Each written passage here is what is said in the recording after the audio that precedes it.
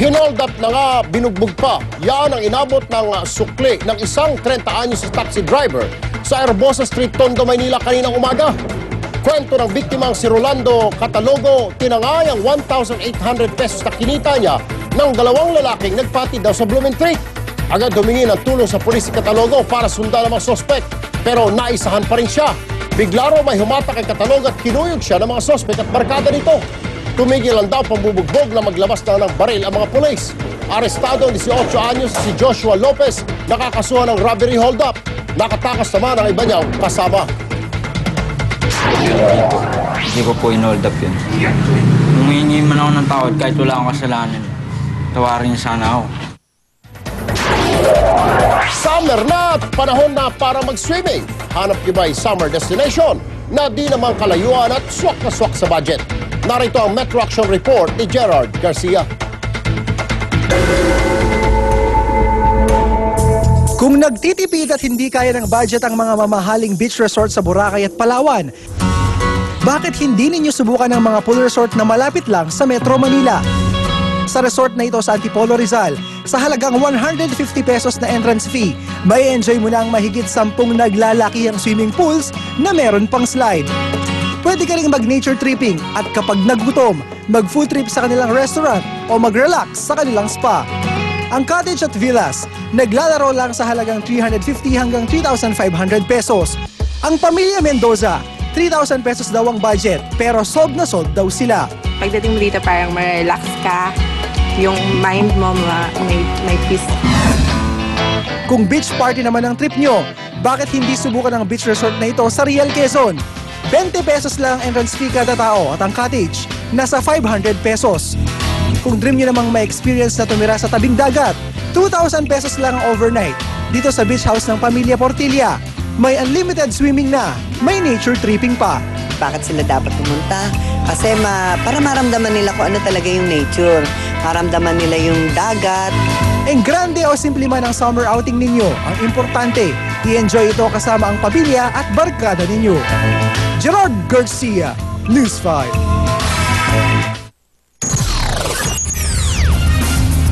Ito naman ang mga aksyong balita ngayon.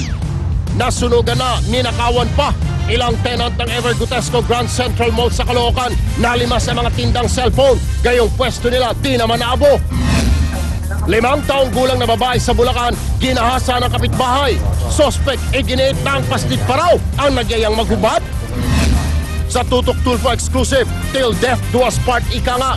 2 kwento na pag-iibigan. Mister, napatay ang misis nang madiskobring nangangaliwa ito. At lalaki, nagpakasal pa rin sa kanyang nobyang patay na.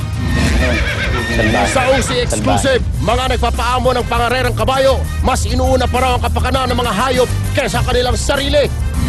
Sa Alagang Kapatid Exclusive, 13 anyos na babae sa Ilocos Norte, abnormal ang paglaki ng dibdib. Boobs niya, aabot daw sa 2 kilo ang bigat. Matapos ibunyagang manoy drug trade ng mga pulis, periodistang si Fernan Angeles, tinawag na sinungaling ng mga pulis. Sa kaso ni San Beda hazing victim Marvin Reglos, isa sa mga sospek, nag-dirty finger pa sa kapatid ng biktima. Sister ni Marvin, bumuelta. Yan po ang gawain ng isang kick-out na estudyante ng San Beda College.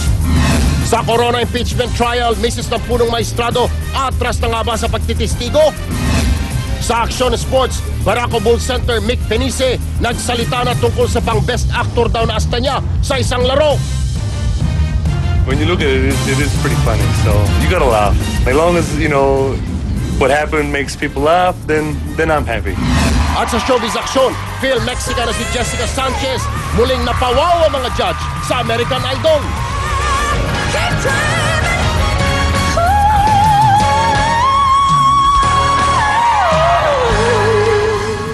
At isang 100% na Pinay gumagawa rin ng pangalan sa American Singing Contest na The Voice.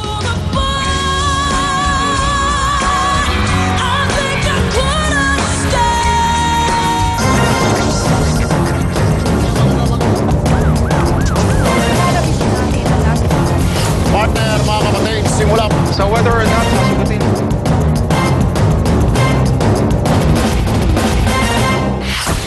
Partner, Partner Cheryl, mga kapatid, doble ang sakit ng ulo ngayon ng mga stall owner ng nasunog na Ever Gutesco Mall sa Caloocan.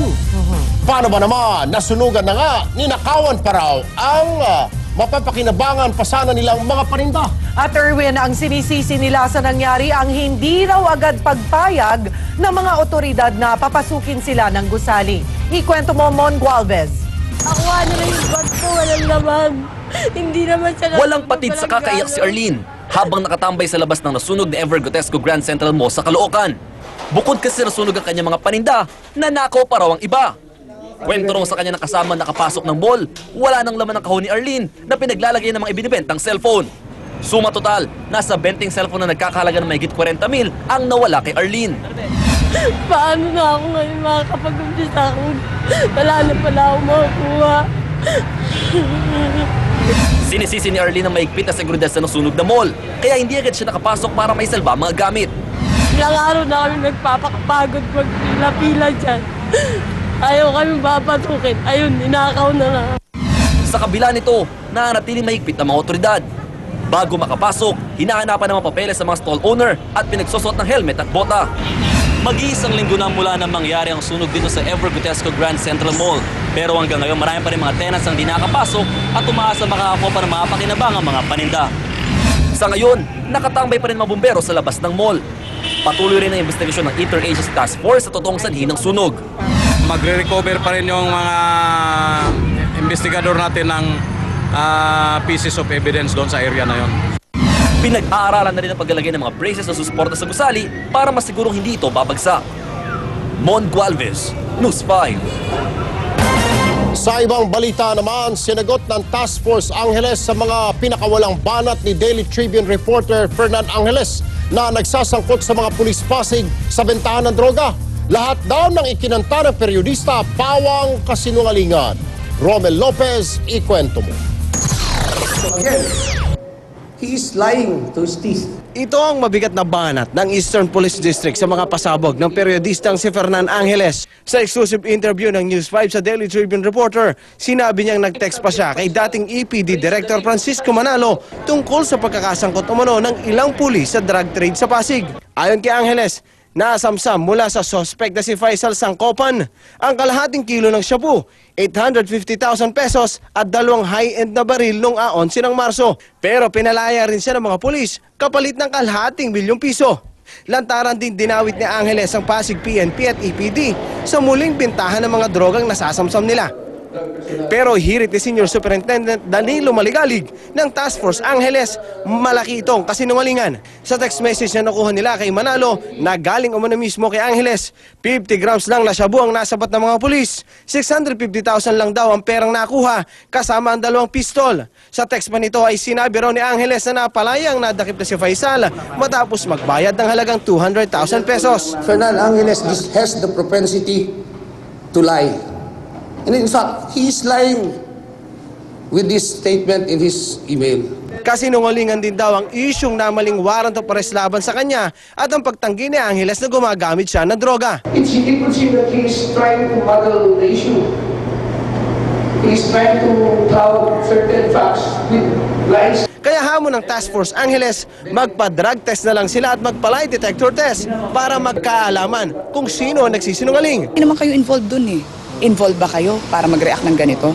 Huwag niyong hamunin ng kung ano-ano asawa ko. Siniguro naman ng EPD na patuloy pa rin ang kanilang pagtutok sa kaso ni Angeles.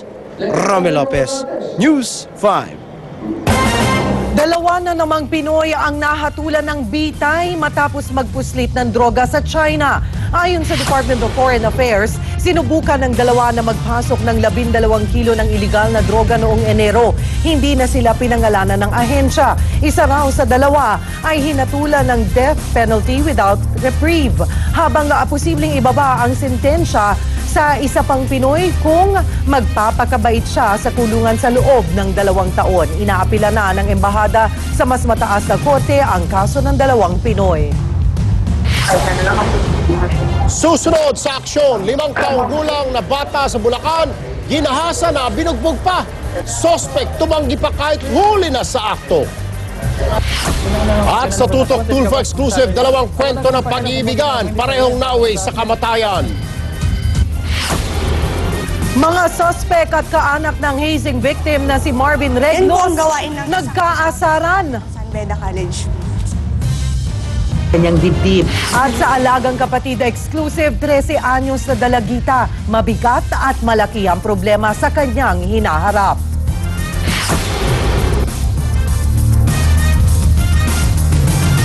Ang halaga ng piso nyo ay hatid ng Cebuana Luwalier. Pero sigurado ka, ipa-Cebuana!